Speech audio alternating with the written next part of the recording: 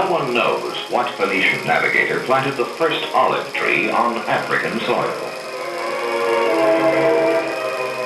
But this silver-leafed tree, which in ancient times was venerated for its fecundity, took such solid roots in the soil of Algeria that it has now become one of its principal riches. Although it flourished under Roman domination, the cultivation of the olive tree underwent a long eclipse in Algeria until some far-sighted French authorities, impressed by the favorable climatic conditions, took it upon themselves to give it the attention it deserved.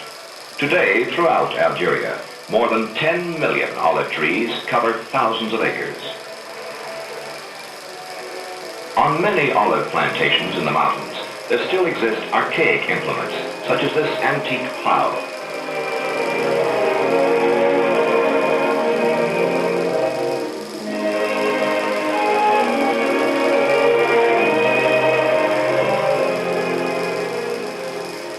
It is generally believed that the olive, a modest tree, asks little in the way of good soil and accommodates itself perfectly to a dry climate. Nothing could be further from the truth. Even the Romans attached a great importance to the irrigation of the olive groves. In our day, this is done by means of canals at the foot of the trees. More and more seasonal work is benefiting from methods brought in by the Europeans under the aegis of the Agricultural Institute of Algeria. The use of the most up-to-date methods results in a continued increase in the yield from the plantations. The olive is no longer left to fend for itself. It receives as much attention as the vine.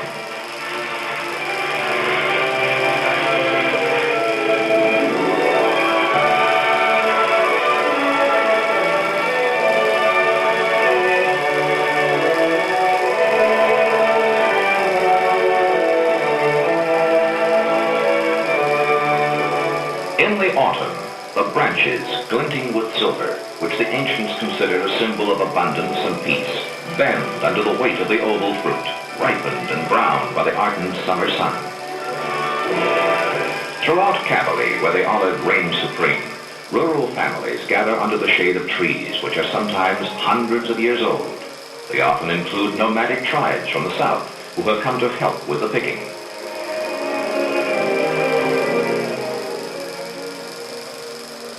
These scenes and gestures haven't changed in centuries. The harvesting of olives has always been basically a family affair, and in the mountain regions, the custom still continues.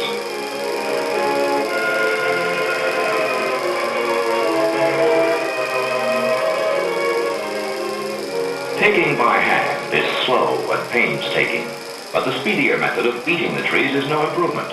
On the contrary, it risks destroying the branches and bruising the olives, resulting in an oil of inferior quality.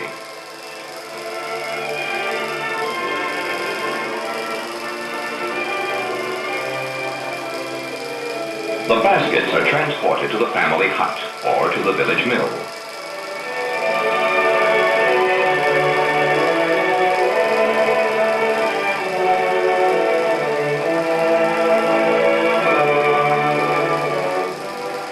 In certain Kabylie villages, the peasants still stick to their own unique method of processing the olives.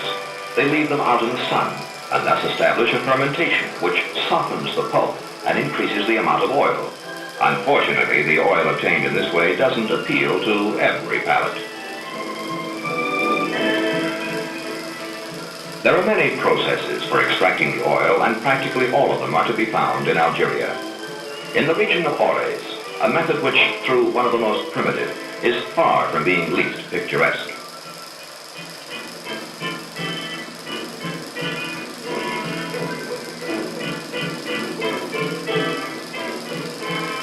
This crusher, reduced to its simplest form, does, however, give us a good illustration of the first step, the crushing of the olives. We'll see this stage again later, considerably perfected, of course. The second step, the pressing, varies with each village. Here, it is the women's job, no doubt because they've always known that olive oil possesses hidden beauty secrets.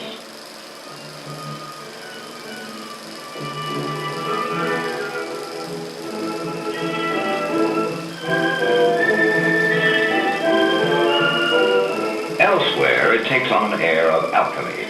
The crushed pulp is mixed with boiling water and stirred patiently for 5 to 6 hours, during which time the oil which floats to the top is gradually drawn off.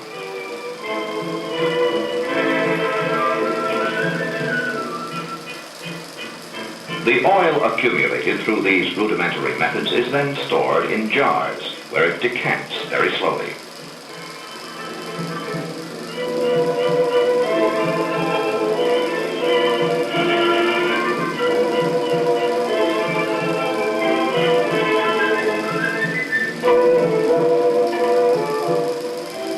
We pass here to a stage which is already perfected.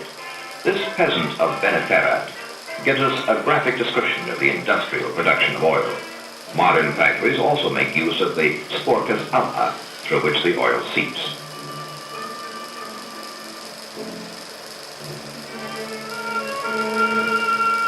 As to high production presses, they're greatly evolved descendants of this press.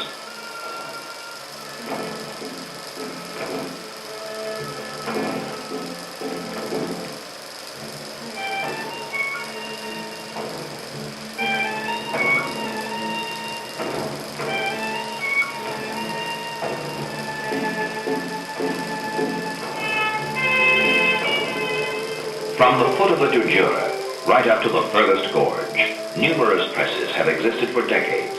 Some have managed to resist the inroads of time, and their enormous stones are still turned by mules.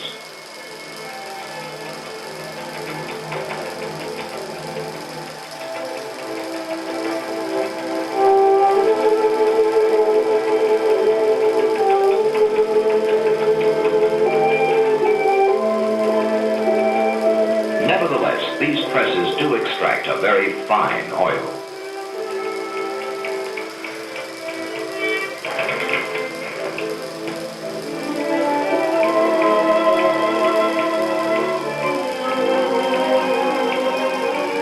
Besides these picturesque examples of the past, Algeria today possesses almost 350 oil works furnished with the equipment for extraction and refining.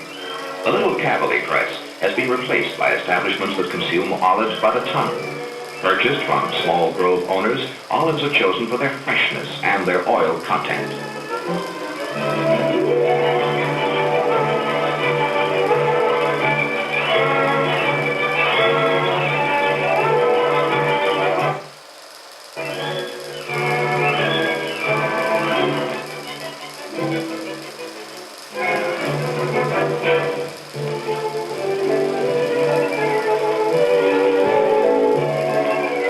In contrast to former methods, the olives are now freed of impurities before being delivered to the factory.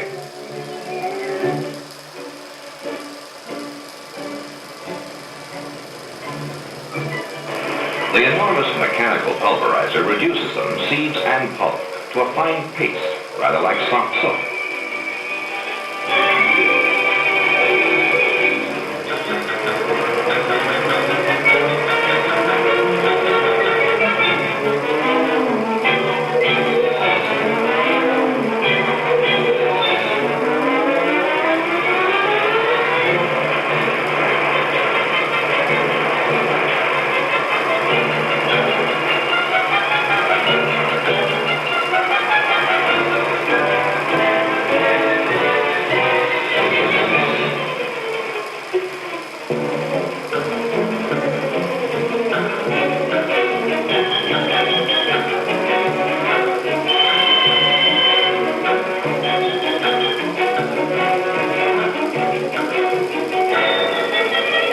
Powerful presses go to work, and the large screens allow the first oil to filter through, the clearest and the finest virgin oil.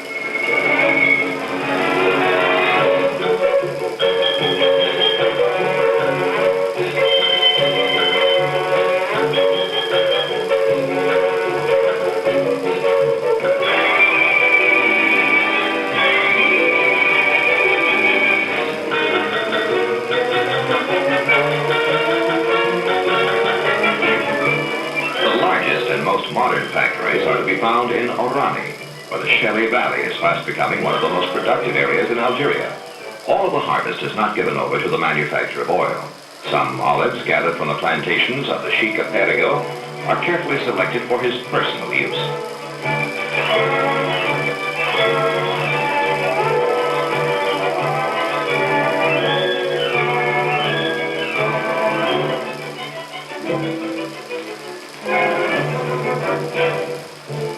Yet here again, the oil industry predominates.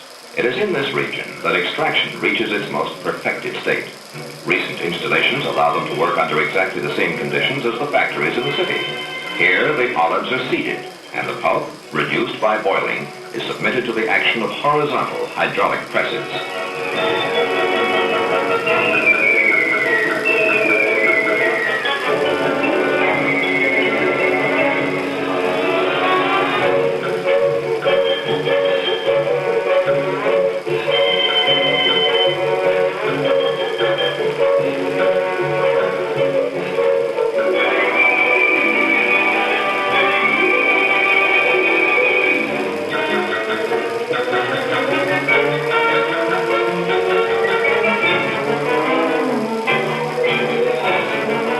Large refineries are now experimenting with various methods for improving the quality of Algerian oil, which until now has left much to be desired. The crude oil received at the factory in enormous containers is submitted to a number of filterings and washings, treatments which rid it of foreign matter, as well as excess acidity.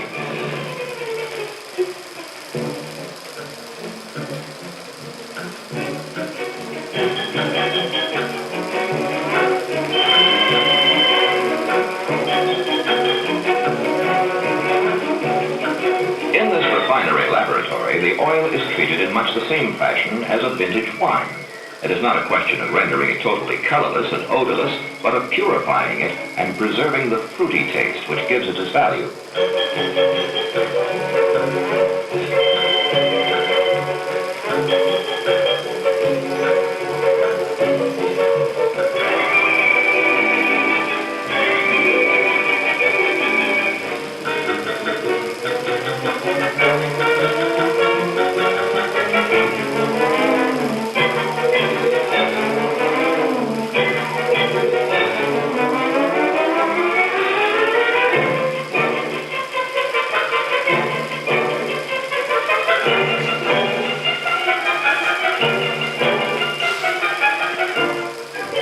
Byproducts, such as soap paste, are gathered after the refining.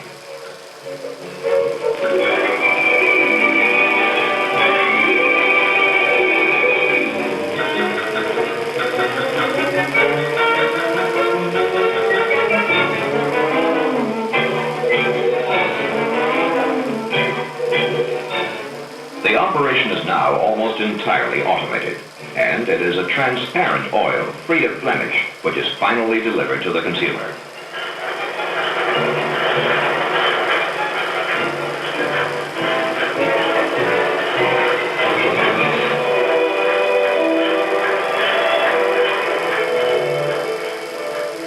Thus, the olive tree is gradually becoming a source of considerable profit for Algeria. Government plans for the extension of the olive industry are beginning to take shape. Schools such as these in Kabylie have been set up to teach young people the secrets of planting, grafting, pruning, and maintaining a nursery. Beside the gnarled trunks of the ancient olive trees, a whole generation of youthful plants are taking shape. Algeria knows that it is ensuring a prosperous future when it protects the silver-leaf tree, which Chateaubriand considered to be immortal.